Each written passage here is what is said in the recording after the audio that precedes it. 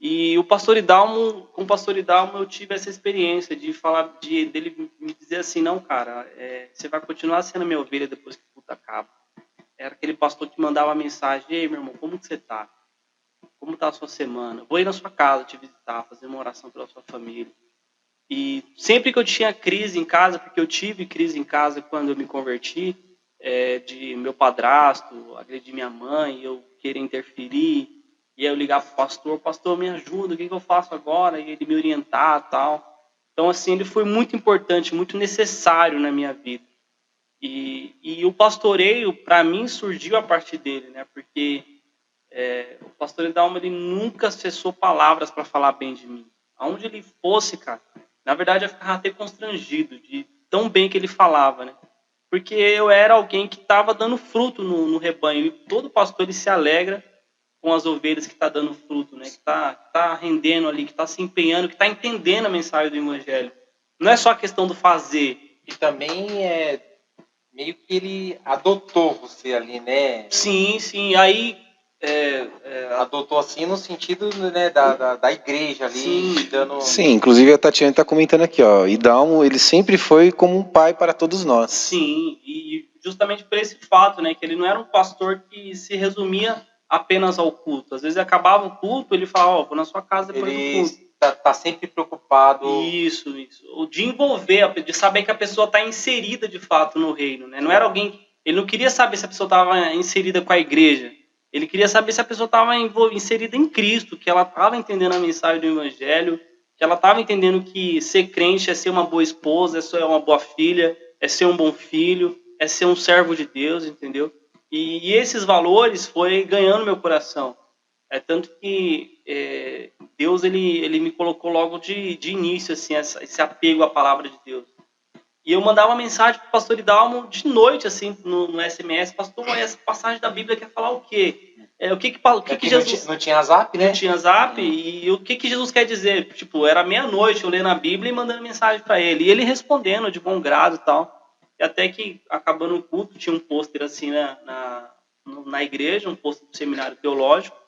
E foi quando eu questionei ele. Eu falei, pastor, esse negócio aqui serve para quê? Ele falou, cara, aí pessoas que vão lá para se preparar, para ser pastores, missionários. Você tem uma bagagem teológica, bíblica, você aprende a Bíblia no original, grego, hebraico, sabe discernir, interpretar.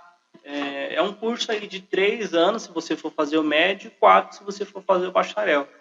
Eu falei, caraca, pastor, acho que eu quero fazer isso aí.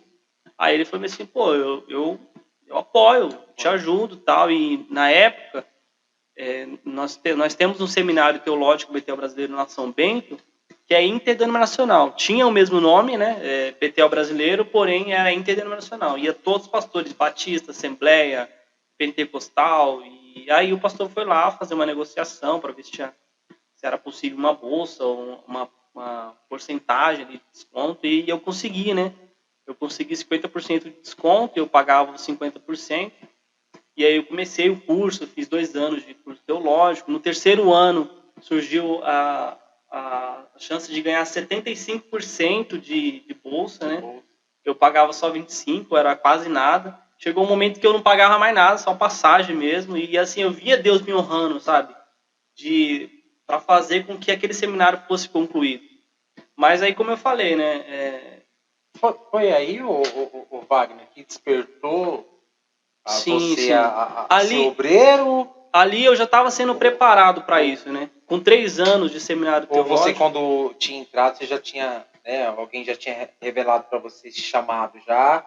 E depois, não, quando você viu que teve essa brecha... A igreja estava testemunhando isso, né? O pastor falava para mim, ó, Wagner, as pessoas estão chegando em mim e estão dizendo que você tem esse chamado pastoral, que você é uma pessoa que sabe conversar, sabe aconselhar. Também, né? Aprendendo com... né? Ele tirava... né? Vai aprendendo, né? Sim, não tinha nem como aprender. E o pastor Idalma sempre foi um cara de oração, né? Muita oração. Então, ele ia além do conhecimento teológico. Na verdade, o pastor Idalma, ele foi tão humilde que ele chegou a falar assim para mim, cara, você vai ficar melhor do que eu na pregação, porque você já tem essa desenvoltura, né, nessa área. Né? Minha parte é mais evangelística, eu gosto de ir lá atrás das pessoas, levar o folheto e tal, e era isso mesmo. Só que assim, um pastor abrir isso para falar para você, pô, você pode ser melhor do que eu, cara, é uma humildade assim de constranger a pessoa, entendeu? Verdade. E eu falei, não, pastor, eu acho que eu nunca vou chegar no seu nível. E aí, só que aí eu tive uma crise também, né? Com 3 anos de seminário, eu já poderia ser separado pastor da igreja, e eu fui, né, separado pastor lá. Só que aí eu tinha casado, mudei de endereço, eu morava na rua da igreja. Casei e mudei de endereço. E era praticamente uma estação de trem até chegar à igreja. Então, mudando de igreja, agora sendo pastor, aquela ideia do pastor tava digerindo ainda na minha mente, sabe? Poxa, agora você é pastor, cara. Jovem, né? Jovem, e tipo, você é pastor, tá todo mundo te olhando. E Satanás tava aqui também minando na minha mente, sabe? Tipo, agora você não pode mais errar, você não pode falar mais nada, você tem que se isolar das pessoas. E eu vi algumas pessoas até se afastando de mim depois que eu tinha assumido o pastoreio mesmo. Nessa aí você tava quando você tava em que idade já? Eu já tava com 23 anos, 23, 24, por aí.